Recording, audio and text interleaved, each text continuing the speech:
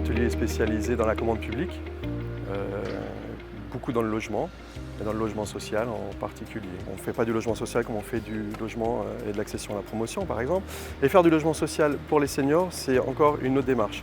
Le contexte de Villerue, c'est une ancienne cité industrielle. Donc le projet vient se poser dans un contexte avec des maisons ouvrières. Ce programme s'est fait dans le cadre d'un concours. Donc nous avions des concurrents et je pense que nous avons gagné ce projet parce que nous avons pris des risques à un moment. Notamment dans le programme, MMH souhaitait intégrer une salle commune. Cette salle commune était à l'origine en cœur d'îlot. Nous l'avons sortie.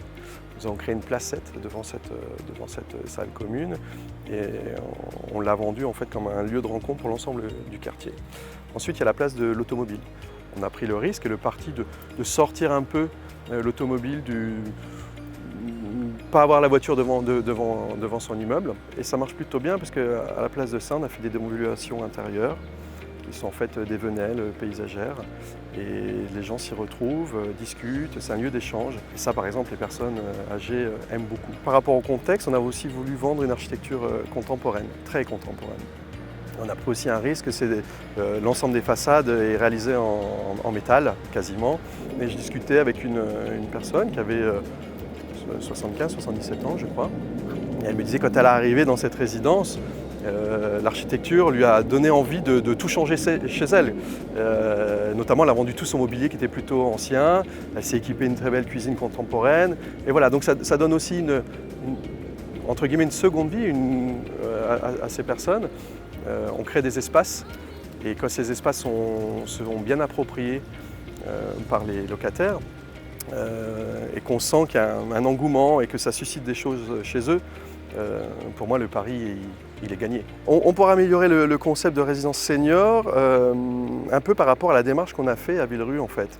La salle commune qui est à Villerue un véritable lieu d'échange, je pense que ça devrait être quasiment systématique sur l'ensemble des programmes. Je travaille sur un autre projet à proximité de Villerue, enfin le quartier de Micheville. Pareil, on va faire des logements seniors et cette thématique de la salle commune est très importante. On va la placer à proximité d'une école et l'idée c'est qu'il y ait un échange le soir avec les enfants qui pourraient venir faire leurs devoirs avec des personnes âgées qui le désiraient. Donc ce lien intergénérationnel est très important. C'est une belle thématique je pense par rapport à tout ça.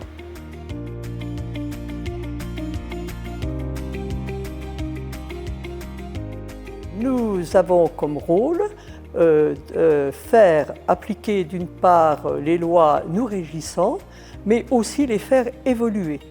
Avant tout, ça suppose que nous soyons en prise directe avec les usagers pour faire valoir justement leurs demandes, leurs besoins et faire évoluer cette réglementation, voir les conditions dans lesquelles nous vivons et faire que le conseil départemental prenne aussi les décisions qui lui reviennent à son niveau et d'autres au niveau national. Quand on est professionnel, on est senior à 40-45 ans. Quand on est sportif, c'est 25-30 ans. Les collégiens nous disent déjà à 35 ans, vous êtes vieux. Donc ça va, tout diminutif. Et c'est grégatif pour nous. Nous sommes avant tout des citoyens. Il nous faut aujourd'hui des moyens, que ce soit à domicile comme en établissement plus spécialisé, lorsque on est dans en grande perte d'autonomie et particulièrement leurs maladies cognitives et apparentées, qui sont essentiellement les maladies Alzheimer, mais qu'on ne veut pas mettre que personnes Alzheimer, qui ont aussi des difficultés dans l'espace, dans le quotidien et dans la grande perte d'autonomie. Il faut bien savoir que dans la loi d'adaptation de la société vieillissement, on déclare que 90% d'entre nous veulent vivre et mourir à domicile. Actuellement, on travaille beaucoup sur la rénovation de l'habitat avec l'ANA pour que les bas revenus puissent aussi y accéder, mais en ce moment, c'est les résidences autonomie. Il faut que les personnes puissent y rester. Or, jusqu'à maintenant, la conception, c'est de dire, si vous êtes en trop grande perte d'autonomie, vous ne pourrez pas rester, donc vous devez sortir. On est un pion sur l'échiquier. Et ça, c'est plus acceptable. Ça suppose un accompagnement de tous, qu'on recherche qu'est-ce qu'il faut faire et comment on peut accompagner à la fois sur la conception, mais aussi sur les moyens. Alors, MMH était y compris complètement associé, puisqu'il était membre du bureau. On a une facilité d'échange même si on a encore à évoluer ensemble. Donc l'important, c'est de pouvoir se rencontrer et se comprendre déjà, et mettre la même chose sous les mêmes mots. Lorsqu'une personne part de son habitat initial, c'est déjà un arrachement, c'est véritablement un changement complet de tout son environnement.